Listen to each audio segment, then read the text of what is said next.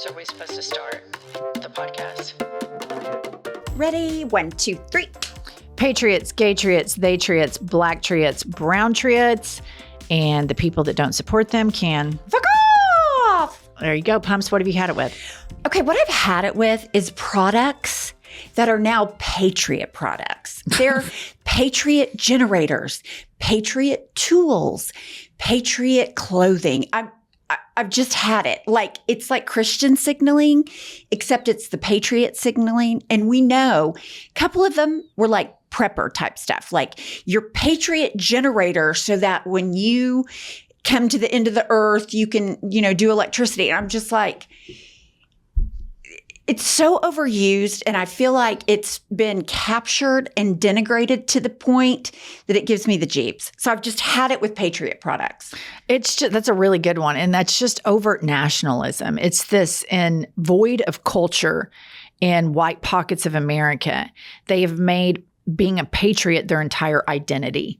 These people aren't watching film, reading literature, learning new things. Their entire identity is being American and promoting America. And it feeds into this whole idea of American exceptionalism, which feeds into this idea among white Christians that value individuals over collectivism. And, it's all of these things are social constructs, countries, borders, all of these things. So whenever I see anybody that's like a hyper nationalist, they're a nut. For sure. You know it, because it's like, why does it have to be a patriot product? Why can't it just be a generator? Because it hits hard. I mean, you have 77 million people that vote for shit like that. Yeah. It's a big market. It is a big market. It's a huge market. And you see it, like I've seen more like patriotism, patriot coded, MAGA coded shit now than I ever have in my life. I have too. And you know what's so interesting about it is while we're screaming to be patriots, we are cracking down on free speech as the government. We're talking about book banning. We're doing we're sending the military into U.S. cities. None of that is in accordance with the Constitution. But that's lost on these people. I mean, it's like we arrive at these people whose whole identity is the American flag and have truck nuts and, all these Trump flags on their trucks and 95,000 Trump signs in their yard. And then we expect them to understand what democracy is and the distinction between socialism and communism, or to be able to define fascism. We keep arriving at these people with an expectation that they're incapable of delivering upon. And so you see the larger thing for me is you see the attack on education. Yes. You see the attack on enlightenment. You see the attack on the things that could really provide something for these people. The reason that right-wing podcasting is so much bigger than left-wing podcasting is because for right-wingers, their whole identity is being an American and owning the libs. That's their full-time hobby. For many of them that are retired or unemployed, it's their full-time job. For left-wingers, I have a lot of different things that I like to do. I'm at my least happiest when I'm consuming a lot of news. Listen to this, listener. I don't listen to podcasts. I listen to zero podcasts. And it's like, I don't watch interior design shows because what I do for work, I then don't want to turn around and go do at home. And so for me, like I have to do this during the day, but then I have to get out of it. I have to get out of the bubble, go play tennis, go play pickleball, hang out with my kids, read a book, do other things that I'm interested in than just constantly being defined by politics or some narratives. But it's just the whole overt patriotism is such a turnoff. And in the United States, especially in the Bible Belts, these giant flags are so trashy. So trashy. It's like decoration. People think they're decorating with the American flag. Yeah. All right. I've had it with legacy media completely capitulating to fascism and approaching stories in the news with some expectation that this regime is somehow, there's two sides to it, that we're not starting the story off by saying, the president of the United States gave a press conference today, and he lied 45 times in this press conference. That we're not starting off a story about Speaker of the House Mike Johnson by saying, Speaker of the House Mike Johnson, third in line for the presidency, has abdicated all of his power to a fascist regime and a president that lied 45 times earlier this morning. That's the way this moment requires that it be reported. And instead, we just walk into news, and it's like we're presenting these fascists as though it's a mainstream idea. And it's such a insidious capitulation to the moment that we're in right now. And one of the arbiters that we had to help us sanitize this stuff was the media. Mm-hmm. And they have been attacked by this regime so much. Israel is killing journalists, killing them that are reporting on what's going on over there. And the death of the media reporting facts is just devastating.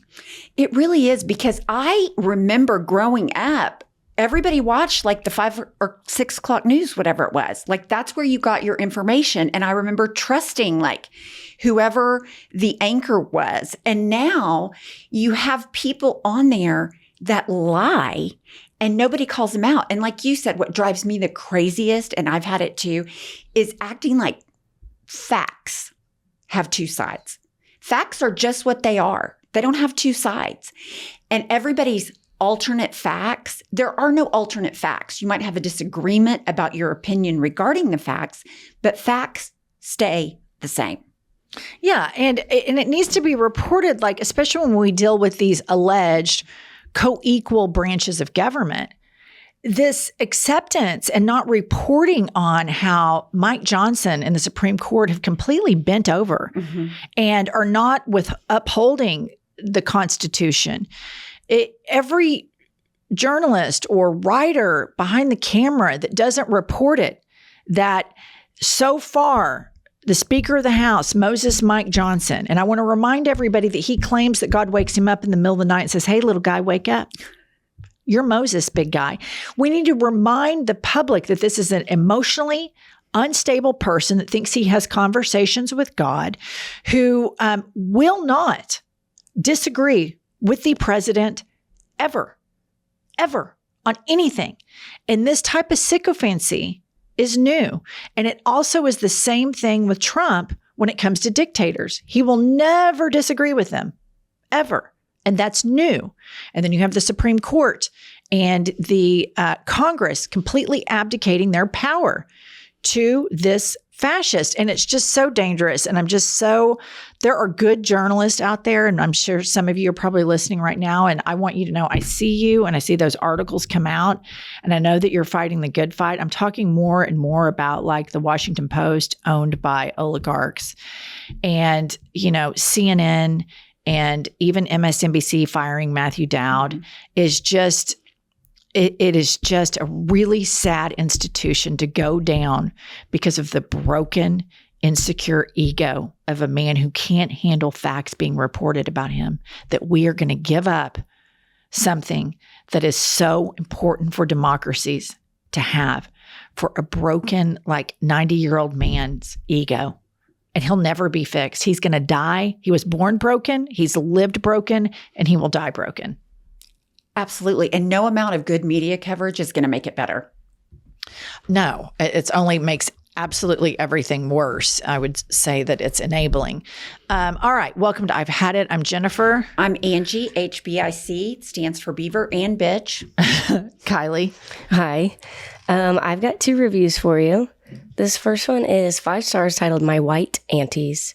And Fave Red Nurse writes, I love these women. I call them my white aunties. My Caucasian aunts have a new episode for us. Like, I literally love them, and I catch myself saying yes about 50 times each episode. Keep it up, ladies. Huge compliment there. Huge. That is so lovely. And I think I look for compliments in this podcast by not people that look as much like me, but by people that look like me beat up on. Right. And people who look like me in pumps have always bullied.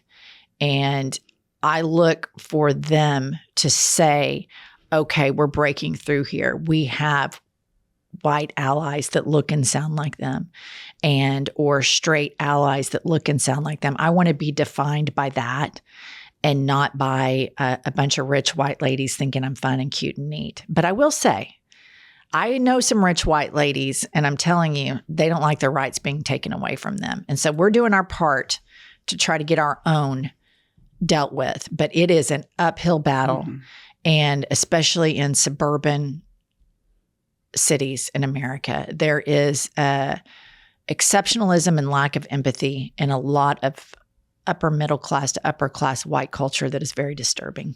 Oh, it absolutely is. And don't forget judgmental, able to judge other people and think that they not only can, but should judge other people and their behavior. Yeah. Okay, I've got another 5-star review titled, all caps, the best. And it's in all caps, and it says, good day to all Americans, except the scum of the earth who don't listen to this podcast. These, quote, people are attempting to eradicate humor and progressive thought, parentheses, but we think better. They will not defeat us, true winners. Thank you for your attention to this matter. The name Badly McBatterson is so great. You know what's so crazy, you guys? This is hilarious, but like the president of the United States is that big of an imbecile. Right. Yes. You know, and 77 million people voted for him because, I don't know, I guess they're just so scared of Black people or gay people having rights or people having same, or I don't know what the take is on that. I know that some people be like, well, I just don't, financially, it's the fiscal policy that I'm super into. I think he's a nut, but I mean, the fiscal policy is what's really important to me. And to me, when somebody says that, I think we need to start collectively responding. So you value money more than you do human beings. That's a great response because it's true. We need to start saying that. So you value money more than you value other human beings. And some people will be smug enough to go, yeah, I do, when it's my money. And you can say, okay, we're not compatible. Right. Nice to see you. I wish you the very best. We're just simply not compatible. But I'm sorry, I'm related to you, so I'll see you on Christmas. In my case. Yeah, that's tough. I mean, that is really, really tough. It's really disgusting that people are so streamlined with their cruelty and dehumanizing of other people. It really sickens me. I think the dehumanizing is what has surprised me the most, because I will tell you, when I first learned about World War II, and it was just, your basic public school curriculum. I didn't dive deeply into it in upper school or anything like that. But I remember thinking, maybe I was in 9th grade, I remember thinking, why didn't other people stand up for them? Why did the other people let it happen? And now I know. Now I've researched enough and learned enough that when you dehumanize someone, it's easy to treat them as less than human, so it just sticks out to me thinking that then, and now I'm living it. And I'm like, oh, I get it now. Yeah, that's the part that I think is one of the more heartbreaking things about Trumpism is that, especially in a red state like ours, and you were far more in these circles than I was, but that you're with a group of people that genuinely do not care about the human rights of other people outside of their socioeconomic skin color group. And I have always felt that. I've always been an outlier living in Oklahoma. I've always found myself in groups, particularly like when our sons played basketball and I had to go to the all-white Christian school. I physically, when I drove on the property and walked into the buildings, I could feel it. Like I had a physical reaction because I knew some of these parents and I knew the racist things that they had said when their kids played on a predominantly Black basketball team. And I called them out. And I always try to make these people in a civilized way feel uncomfortable, to let them know I am not going to co-sign or be okay with your racism. You can do it in all your little white circles in your Bible study group, but when you get to my presence, you're going to know that I know in a very civilized way, but I will not co-sign or go along with racist. I just don't have it in me. And I have conviction about this, and I've always had conviction about this. And it's just interesting to me that so many people, and I went viral about this before, but so many people have these boring white suburban cookie cutter lives. And the one thing that they get that adds color and flavor is some soul music or some rap music or some football or some basketball. And that's that group of people, they still see this kind of ownership over that you're just to entertain me.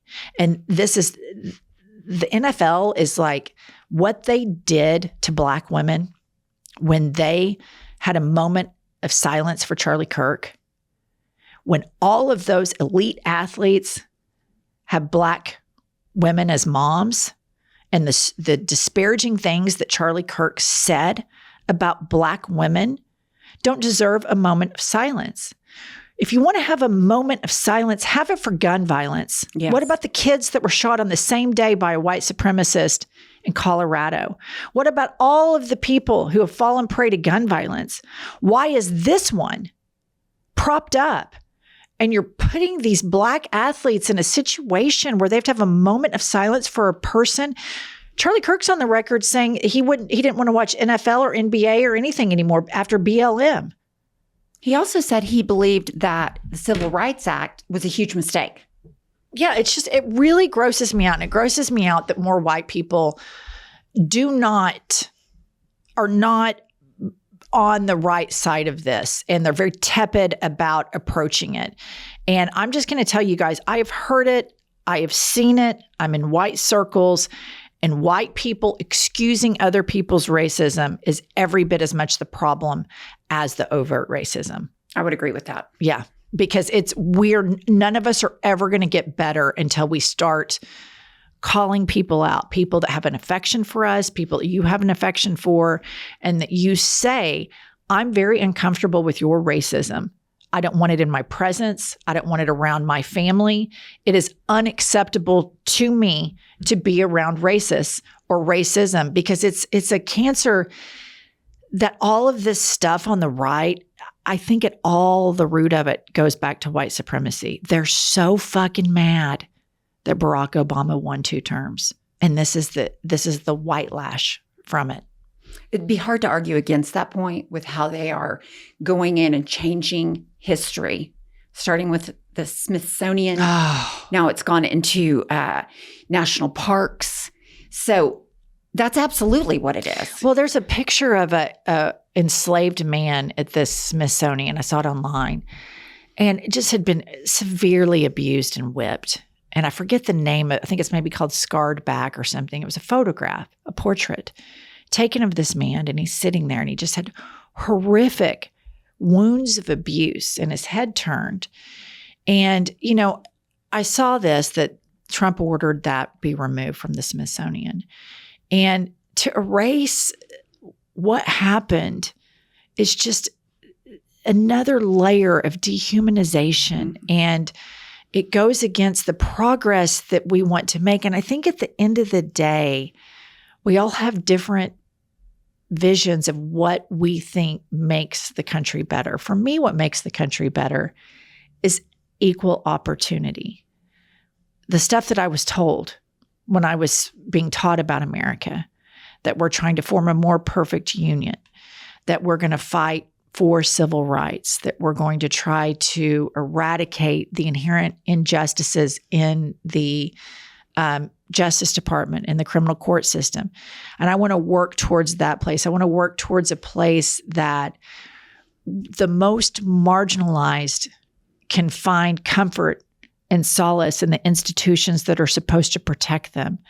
And I guess their vision, a MAGA person's vision of America is everybody agrees on one leader and one religion, and I guess black people are the entertainers, because every white person I know that's a racist sure as fuck loves black people stuff.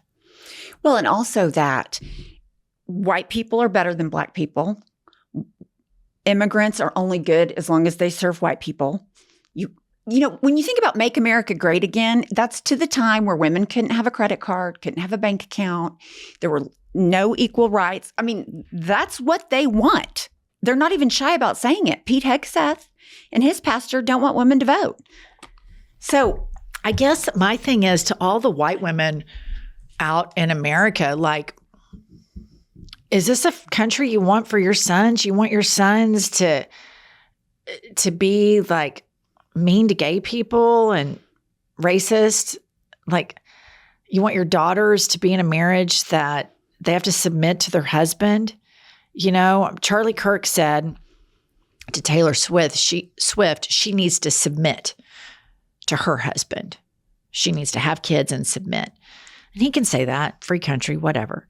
But my thing is for these parents out there that are Republican Christians and you have your daughter, and let's say that you've made a shit ton of money and you leave your little daughter a trust fund that could choke a bull, and then she marries some guy and you think, something's fishy about this guy. Are you going to demand that she have a prenuptial agreement to protect the money that you earned, that you left her? Or are you going to tell her that she has to submit and give it all to her husband? Because the MAGA government wants the latter. I think a lot of these white people that are supporting a lot of this shit are not playing the tape through. Well, they also think that it's not going to happen to them. That's, you know, you see that with the Latinos for Trump. They're super pro-Trump because they didn't know, for whatever reason, that they would, you know, their spouses would be deported. They do not think these policies will ever affect them. And I just want to say this, like, there's all of this propaganda on the right now, like they hate us, they are violent, and they're talking about liberals and Democrats. Here's the thing. The Latino for Trump is a prime example that you can say, oh my God, you fuck around and you find out. You can say that. At the end of the day, even these people that had the salsa dance rally for Trump, and then the person who's up there singing, her husband and I think her nephew got deported and detained by ICE, and she's crying and she feels so betrayed. I still feel badly for them. Absolutely. I feel badly that their families are being torn apart. My empathy doesn't just attach to the way you voted. It goes beyond that. To all of the right-wingers out in rural America that have been lied to and propagandized and had their religion weaponized against them, I feel badly for them. The people I don't feel so badly for are white privileged Americans. That's where I get a little bit, because you have everything. You have everything and you're still mad. You're still mad. Like, look at white upper class Americans that live in the suburbs of the United States of America. They got the president they wanted. They have the Congress they wanted. They have the Supreme Court they wanted. They live in an all white neighborhood. They get to have all the guns they want. They get to do whatever the fuck they want to. And they're still mad. And they're still consuming hate propaganda. And I don't know how to fix that. I think there is something in that sect that is completely broken. The working class people in rural America that think Trump's their savior, that are clinging on, that have been pitched, the reason you can't have nice thing is because of these marginalized people. So they further marginalize these people with even people that are even further marginalized. I have empathy for all of them. I do too. But upper class white folk that triple Trump, I really don't. I don't know what they're so mad at. I don't know what they want. They have everything they've ever wanted in a system that was designed for them to have everything they wanted, and they're still bitter and mad and angry. Still not enough. It's crazy. It's crazy. Listener, the hot book of the summer. Oops, I have it the wrong way. Take two. Listener, the hot book of the summer is now the cool book of the fall. It is, in Trump's America, I can tell you with absolute certainty, the best book that has ever been written. And believe me, a lot of people are talking about it. Everybody's talking about it. Everybody's talking about it. It took us one day to write it. Because we're on day one. Because we took a cognitive test and it was book, write, done. All right. Anyway, please buy our book. It's a great way to support us. It is a really fun read for the fall. Curl up with your pumpkin spice lattes and just enjoy living the American dream and dipshit Trump's America.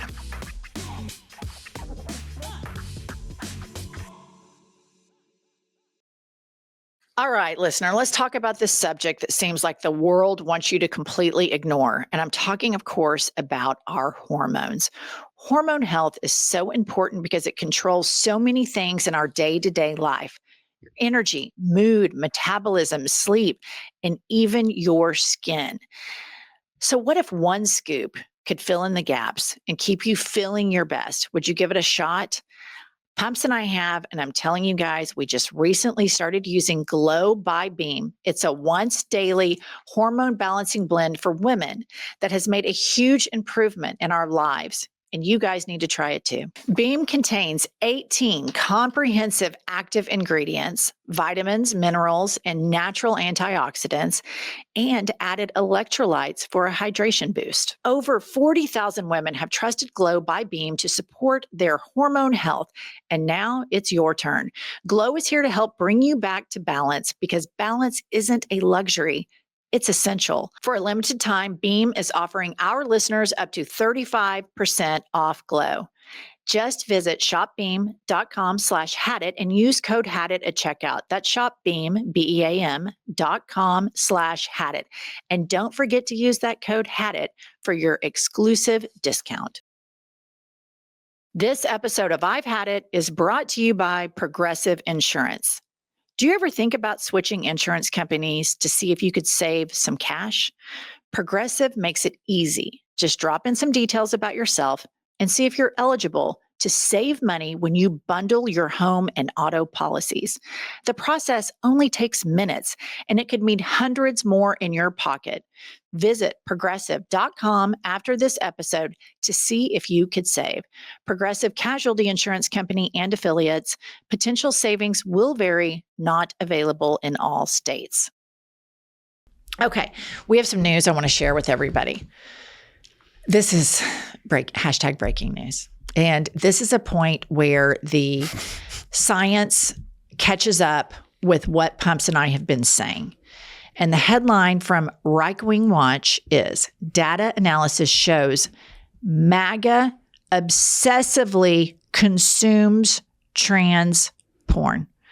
And this makes a lot of sense. Yeah. And we've been saying this for 3 years now, that you need to look at the Google search history of the right-wingers.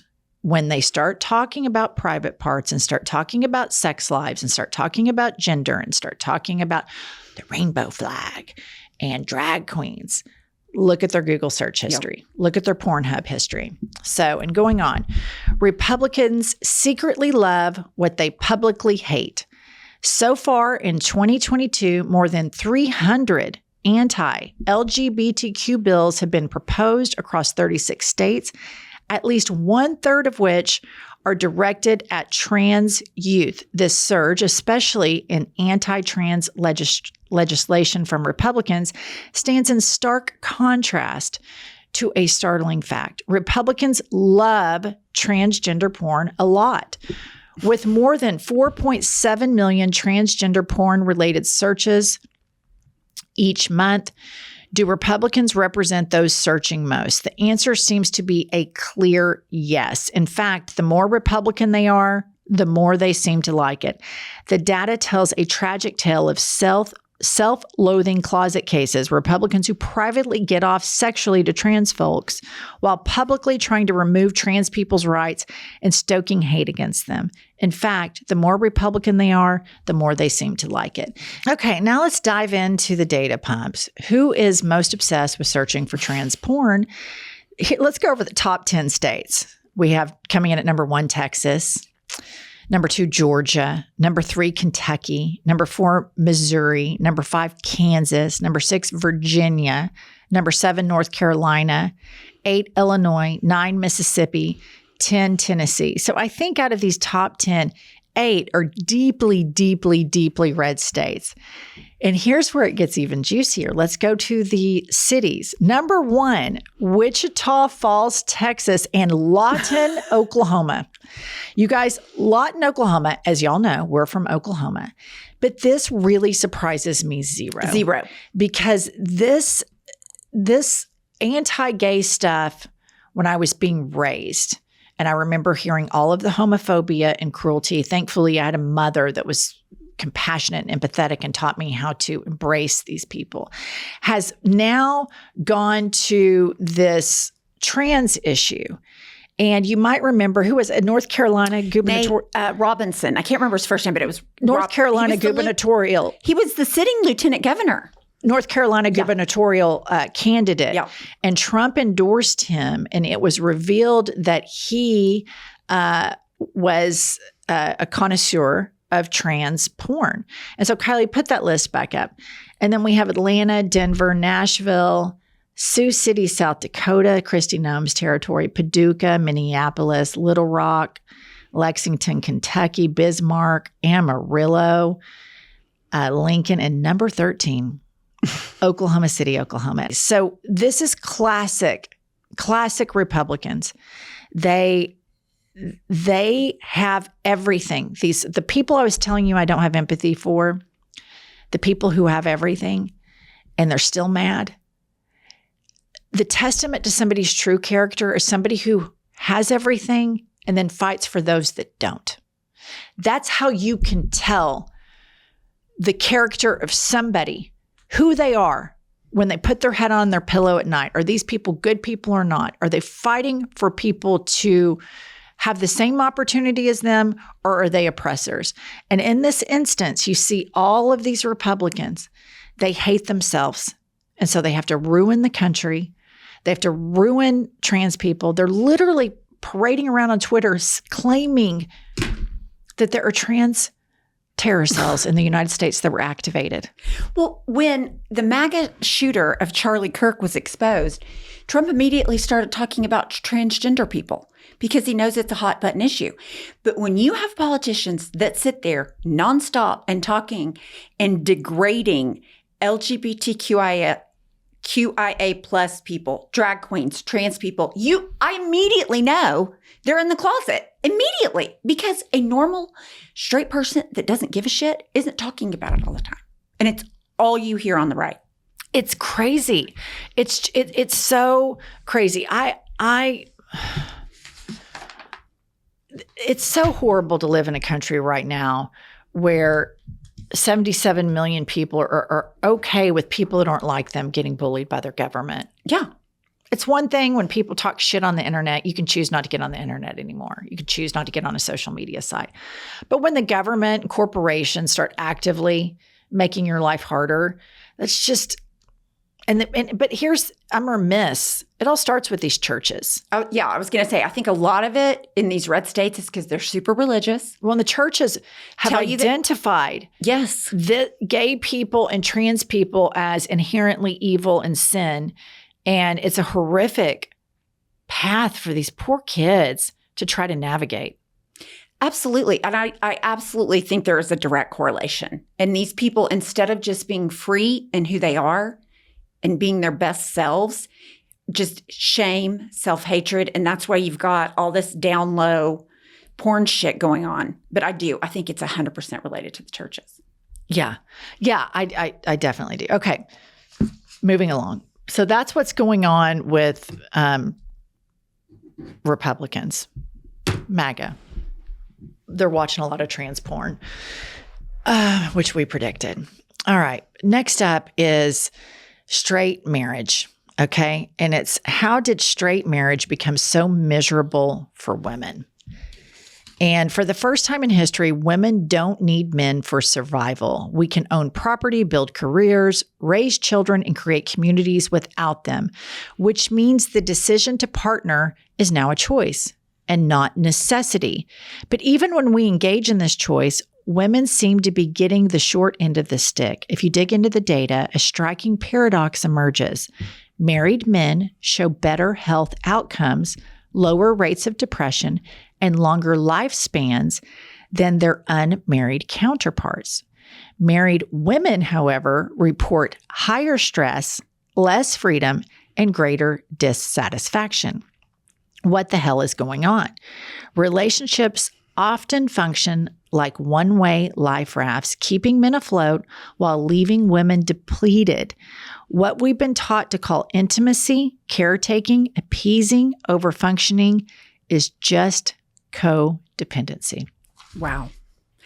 Do you think that some of the backlash in the right wing is that women aren't as interested in getting married? They are not interested in giving up their career to submit to their husband. They are excelling in higher education, they are getting higher paying jobs. Do you think that that's part of the backlash that we have with all this women shouldn't vote, childless cat ladies rhetoric?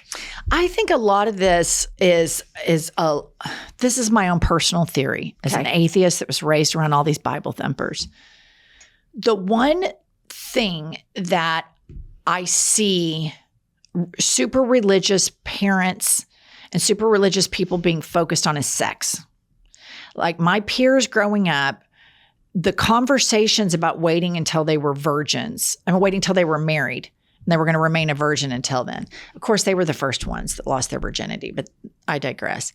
So I think there's this inherent setup when you teach a species, which from a Darwinian standpoint, we need to reproduce and we're genetically hardwired to do that. But you teach people to suppress something that they're hardwired to do. So you have men that end up hating women because the object of their desire, so you're told from age 0 to 25, it's dirty, it's filthy, you can't think that way, don't beat off, don't get a hard on, lust, Satan, demons, Beelzebub, 666, right? I mean, that's basically what's beat into them, like their whole lives. And then all of a sudden they get hormones and they want to fuck. Right. It's like the most human thing on the planet. So then they fuck and it feels really good. And then afterwards they're like, oh my God, that was dirty. That was nasty. That was bad. And so I think a lot of these things are linked. Abortion. Why is that such an issue? Why is that something that is so private? Like if somebody is raped or somebody is incest, all sorts of, things that can lead them to that. I think this patriarchal system, that pregnancy identifies that woman as a slut. Like, okay, she's been marked. Like she has to be punished for being so sexy to us. She can't just fuck with impunity. She needs to, it's a punitive thing. Taking abortion away is. I think that this whole thing about women finally getting liberated is we're finding out that the emotional creature, the emotional gender out of the two of us are men. Well, absolutely. Men are far more emotional. In my marriage, Josh is far more emotional than I am. In your marriage. 100%. And so then how is all this linked? Trans people, abortion, women. It's all of these patriarchal structures that's also kind of, it's a very nuanced thing. And this is probably why liberalism and podcasting dies, because you have to think, deeper and more critically in layers. But you have this layer of, you can't have sex. You've got to be pure. Thinking about sex is naughty, dirty, la, la, la, Satan, right? Stop doing it. They do, though. You were raised like that. I know, but the la, la, la, demon. And then the abortion is a way to be punitive of it. And so then what's born in that is a lot of sexual shame and secrecy. And here's the thing, this is why I think that there's a lot of hatred towards gay men and gay women, because they had to dig through all of this shame that was projected onto them. And now, gay men are able to, it's crazy. They can get on Grindr and it's like, hi, how are you? They don't even do that. Want to meet up? How big's your dick? It's very transactional, top, bottom. We're not a good fit. And then they just go on to something else. And there's no shame involved in it, where our mating rituals are so wrought with shame and all of this biblical shit. I think like if we were to advance 1,000 or 2,000 years from now, Pumps, a lot of our problems that we are having right now are an offshoot of Christianity and religion, Abrahamic religions.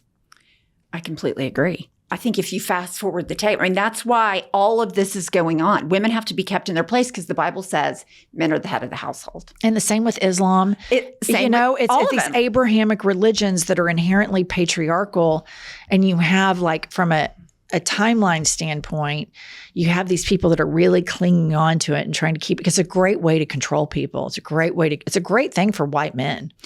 It's absolutely the best thing for white men. Yeah. Okay, let me ask you this. Did that make sense? 100%. Okay. Yeah, it's exactly what my experience was. The social construct around religion. But let's talk about this. Okay. So this whole notion that marriage benefits men more than it benefits women has been 100% my experience. And I love my husband, you guys. But there is no question he has been on the receiving end of our marriage. And I have drawn the short end of the stick. Not always. I'm not a victim. None of that. But it has required a lot more handling of his issues than it has of mine. Agree. But one thing I was going to say about me growing up in a super religious family surrounded by super religious people, the gender roles, they are very ingrained. That is how they are supposed to go. Women do the laundry, raise the kids, cook, clean, blah, blah, blah, blah, blah. But at the same time, get an education, have a career. But you do not see men, and men are not like, I remember like my mom would say something about like if I was going out of town on a girls' trip, my mom would say, well, do you want me to watch the kids? I'm like, they have a dad. Their dad can watch them. But that was such a surprise to her because childcare and all that is women. So all the responsibility falls on women. Now women, and this is a religious thing as much as anything in my experience. And because it's from the Bible. And then you go out into the workforce and you have all those additional responsibilities, plus earning money, plus balancing a career, plus being, getting an education. While men, in my experience, have been pigeonholed that as long as they're making money, they are required to do less around the house with the children. So that's one good thing about this younger generation is they're far less married to those old constructs of child rearing and all that. No, I agree with that. But I want to get back to the essence of the article, which is that marriage is disproportionately straight marriage is disproportionately benefiting the male, and the women are left with all of the data digging into it. It's not as beneficial. I completely think that's right. I certainly know it wasn't my experience. And just looking at how I was raised, I can see why that happens.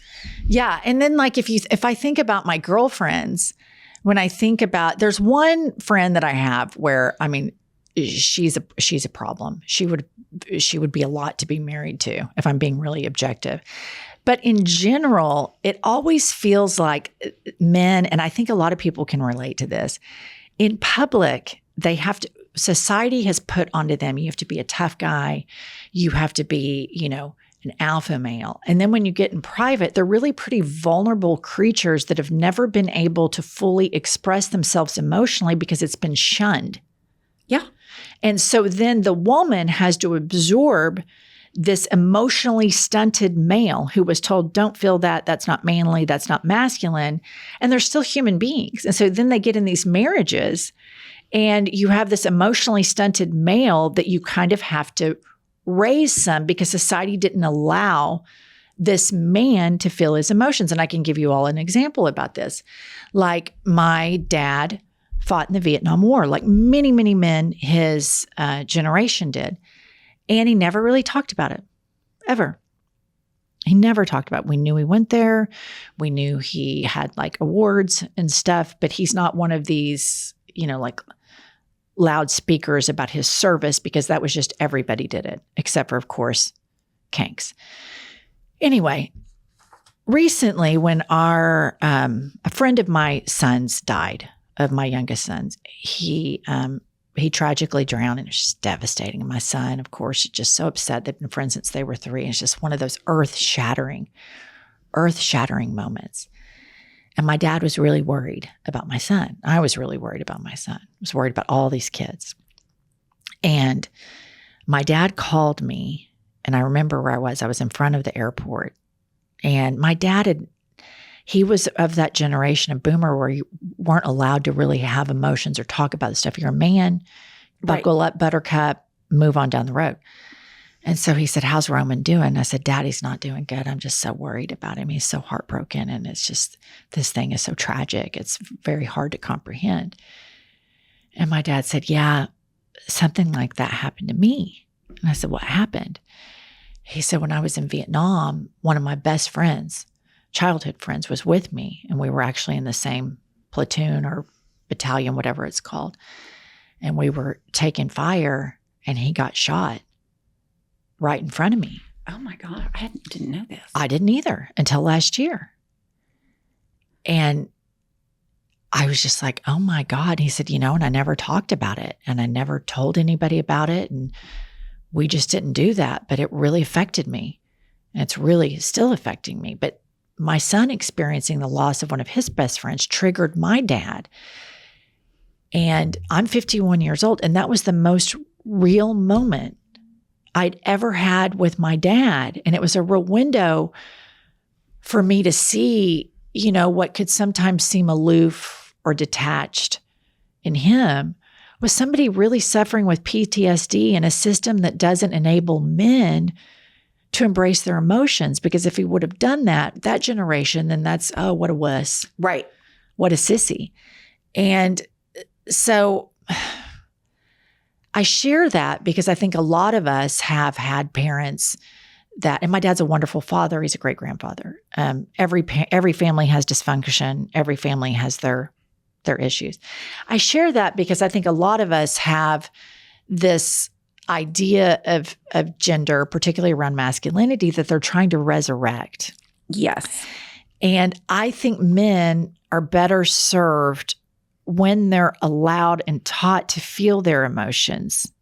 And I think if they can be more in touch with their emotions, then they can be more in touch with other people's emotions. For example, maybe a gay person or a trans person that's getting bullied.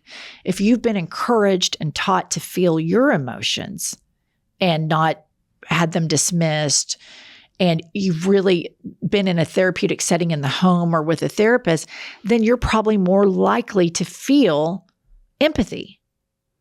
I completely agree with that. And I think, like you said, it's so gender specific. Men aren't supposed to feel. Men aren't supposed to cry. And I feel like MAGA's resurrecting the broken man. They absolutely are. The man where women walk away from a marriage and they don't feel benefited. And then like you and I have these, nephews. My nephews are her nephews too, because that's how long we've been friends. And my nephews are now having babies. And the participation of both genders, yes, of raising the kids, how equally divided it is, and the conversations, they're millennials, the conversations they have about their feelings, it's progress. It's absolutely progress. And I don't think it's a mystery why both of those men are sensitive, caring, and they want good for other people. I just don't think that's a coincidence. Yeah, and they picked women, their spouses, shout out to Lauren and Madison. They picked women that, embrace their wherever my nephews came from, because everybody comes from their own version of brokenness. Yeah. And where these things are talked about. And I think that so much of all of this stuff that we've gone to is everybody just has been told to play a certain role. Yes. And I feel like right now we were on the verge of kind of really starting to see progress in pockets of places. And I feel like the MAGA movement, Pumps, is just making everything worse. Like even men, the progress they were making, now they're bullying trans people while beating off to trans porn. I know. It's just like WWE. It is WWE. I mean, they want men to be like Stone Cold Steve Austin. It's just bizarre to me. This ad is brought to you by Vive Healthcare, the makers of Apertude, Cabotegravir. You never skip your SPF, and you carry hand sanitizer like an accessory, but what are you doing for HIV prevention? One way to help protect yourself from HIV is Apertude, a prescription medicine used to reduce the risk of getting HIV in adults and adolescents weighing at least 77 pounds. You must be HIV negative to receive Apertude and get tested before each injection. If you think you were exposed to HIV or have flu-like symptoms, tell your doctor right away. More HIV testing may be needed. Apertude does not prevent other sexually transmitted infections. Practice safer sex to reduce your risk. Get Apertude as scheduled. Missing doses increases your HIV risk. Don't take Apertude if allergic to it or taking certain medicines that may interact. Tell your doctor about your medical conditions, liver problems, and mental health. Serious side effects include allergic reactions or rash, liver problems, and depression. If these occur, get medical help right away. The most common side effect is injection site reaction. Bring your A game and talk to your doctor. Learn more at apertude.com or call 1-888-240-0340. You guys, fall is in full swing and it's the perfect time to do a little wardrobe refresh. But in today's economy, you've got to pinch your pennies. That's why I am so lucky and so happy to tell you about Quince, one of our favorite sponsors. I personally order their 100% Mongolian cashmere sweaters. I like to get a couple of new colors each year. I love the fall. I love the soft cashmere up against my skin.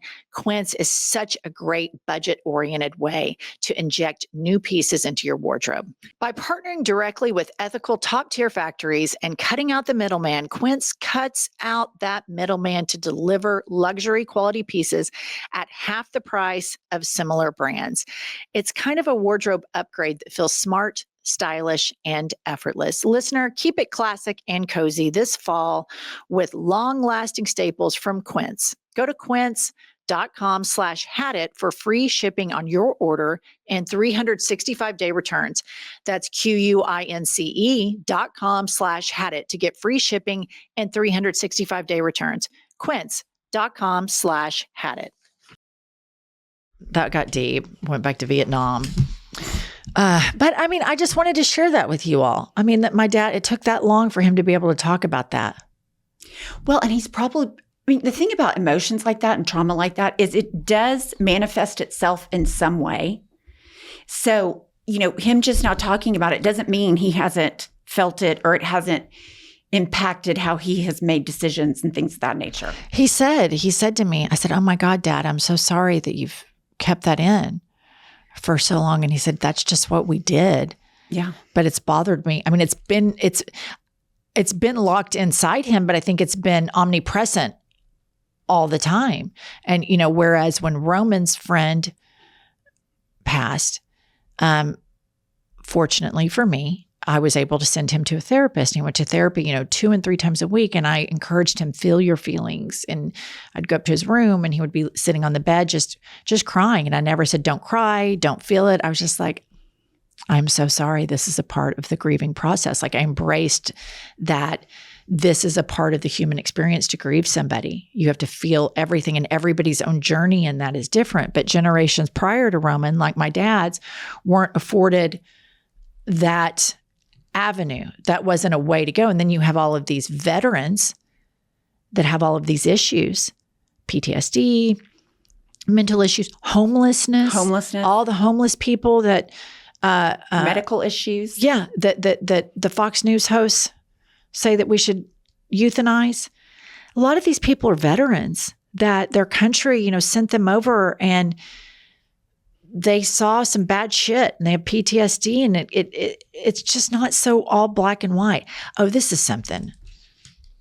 I saw this thing, Pumps. What is it? Kevin Stitt, the governor.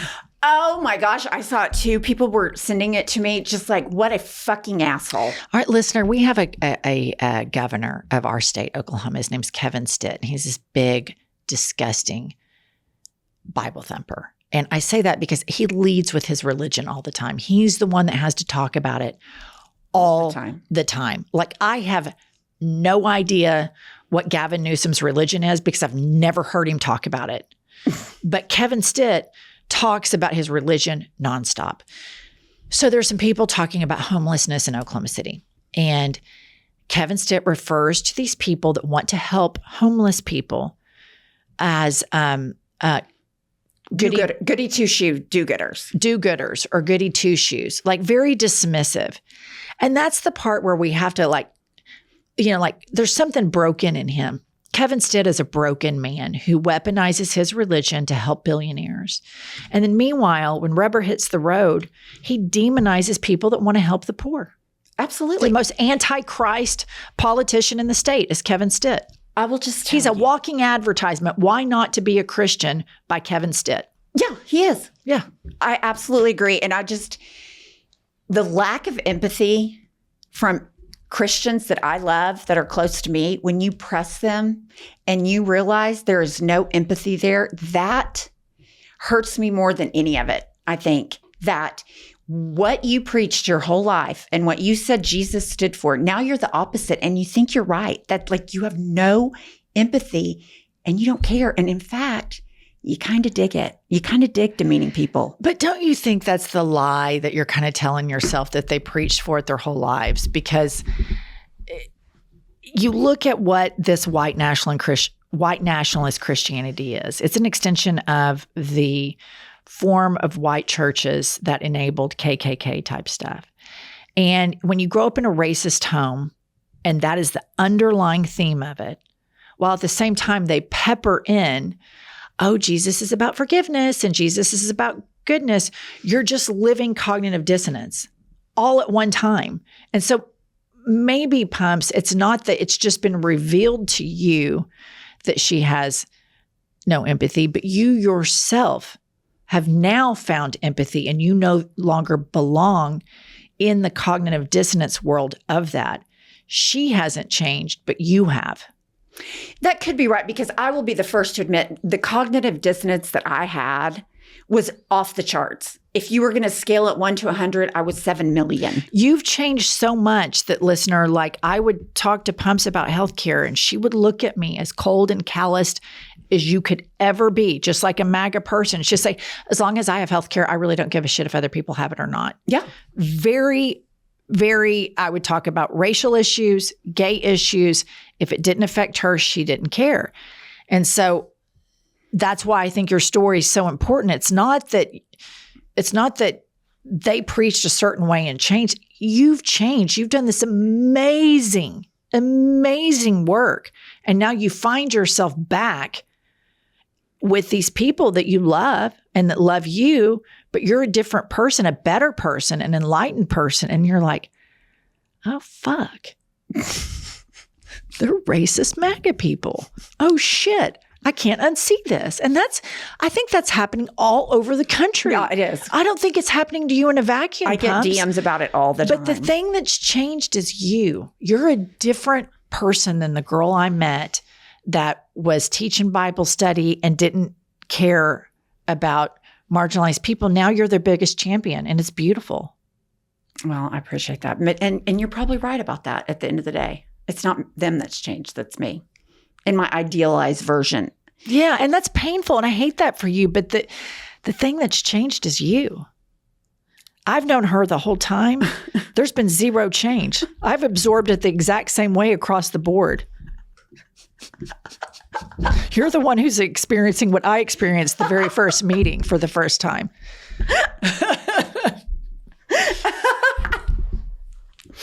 And listen, it's really like, this is a sad part of America for like international listeners. Like this Trump, it's not just that he's tearing like communities up. Like it's families.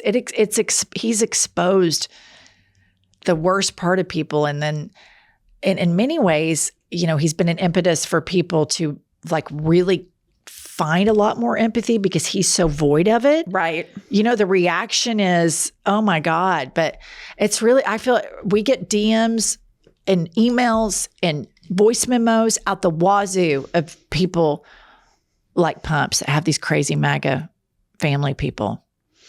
Yeah. I mean, that is where we are as a country, as families. And you wouldn't think that, when you say who you voted for president wouldn't tear up a family. Like, I've disagreed with who my parents have voted for before.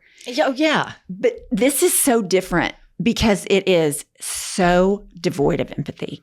It is so racial. It is so homophobic. It is so regressive that it's like, it's really not a political issue. Now we're talking about morals.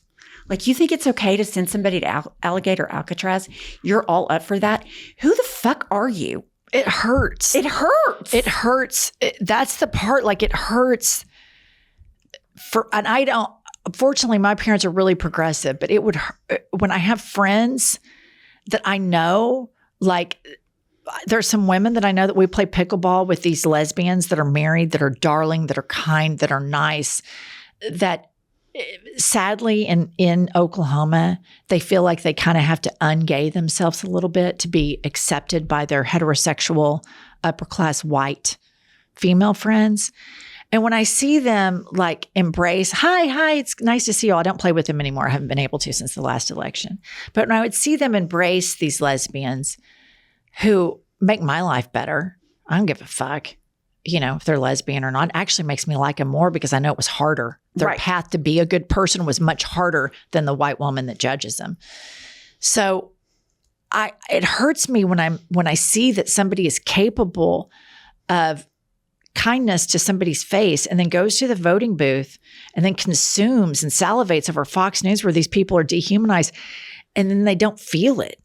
Like that really affects me. And so it makes me, I'm such a nut about my conviction that it makes me like that I'm going to fight harder, and you can still play pickleball with them, you lesbians, but I'm not playing pickleball with them. You're not strong enough to draw the boundary, but I'm going to draw the boundary because they're going to feel it from fucking somebody. It might as well be this white privileged woman. And that's how I feel about it. And there's a couple of people that to this day said racist shit when our kids were on that basketball team.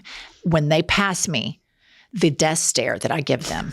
I've seen it. It is undeniable that I know you say racist shit about little black kids, and I will never forget it. So don't come up to me and pretend that you can be friendly and that I'm going to pick up the rug like a lot of white people do and sweep it under and roll it back out because this bitch is not doing that. I'm not doing it, Pumps. It makes me feel like I need to be meaner. Kind of does. Yeah, kind of does. Well. Mm-hmm. All right. Well, we didn't even do anything fun this episode, did we? No. It's kind of got deep. We didn't know this was going to happen. You know what? Sometimes we need to. Sometimes we need therapy because it's fucking crazy out there. Sometimes we need to talk about shit. Everybody's going through a lot. Everybody is going through a lot. Everybody comes to this podcast for some form of respite, but sometimes the break is a reminder that we're all feeling this trauma together. Yeah. And we all are feeling this fear together. We're all seeing the same thing together. We're not crazy. And then we're capable of feeling compound emotions.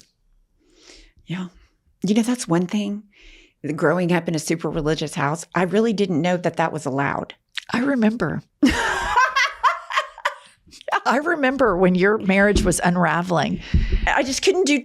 I remember you having so tortured by picking just one emotion in a moment. Yes. And I remember we were sitting on my front porch smoking Marlboro Lights. And I remember specifically telling you, you can hate your husband while at the same time still feel deep love and a familial bond for him. You can have both of those feelings at the same time. And you were like, what?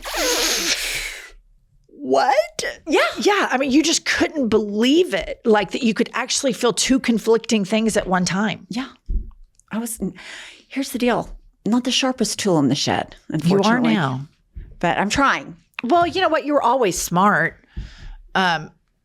You went to law school and all that. You were just discouraged. Critical thinking wasn't my ballywhack. Yeah, I was discouraged. All right. So thank you for being with this episode. Will be a lot more fun next time. No, the book. Oh, talk about fun in the sun, fun in the fall, rake leaves, and read Life as a Lazy Susan of Shit Sandwiches, look at our Price is Right model. It's the hottest book, the coolest book of the fall. It was the hottest book of the summer, and it's going to be the most freezing book of the winter. And everybody's buying it. Everybody's reading it. Everybody says it's the best book in the whole world. Everybody says it. Everybody does. All right. We will see you next Tuesday and Thursday. I'll tell you what I've had it with. Let's hear it. I've had it with that. Listen up, patriots, gaytriots, and natriots. We have a new podcast that has dropped. It's called iHip News. It's Monday through Friday, every day, 15 to 20-minute hot takes on the political landscape of the United States of America, always served with a side of petty grievances. We are on all the available platforms, Apple, Spotify, Google, whatever you get your podcasts, and YouTube. Please go rate, subscribe, and review so that we will chart upwards with America's greatest legal mind. Pumps, what does an eagle say? Caw-caw! A little bit more enthusiasm. Caw-caw! That's it. That's Caw-caw! That's the patriotism that this country needs right there.